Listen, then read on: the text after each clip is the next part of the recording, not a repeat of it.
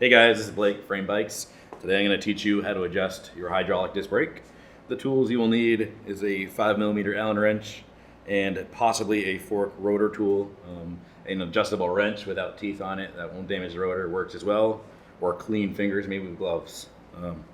First off, give that wheel a little spin. Want to check to see if that rotor's straight. If it's out of true, it's got a little wobble to it, go ahead and correct it. You can do it right in the frame itself. Just a little bend back and forth, small increments at a time. You just want to make sure that that's straight. Once that's straightened, go ahead and loosen up these two 5mm bolts.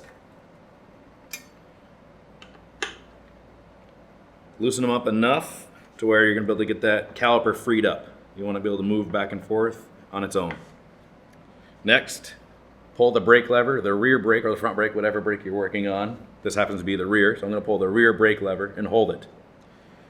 Now that you're holding it, retighten those 5mm wrenches, the 5mm bolt. That retightened. This is the fastest and a cheater way. What you're doing is when you pull that brake lever, that caliper, since it's loose, it's going to center itself on that rotor. And while you're holding it, it kind of holds it in that one position as you tighten.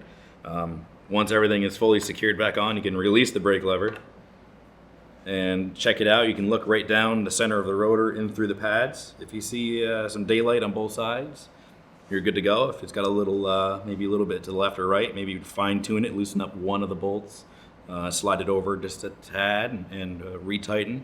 But for the most bit, you should be all set. And that's about it.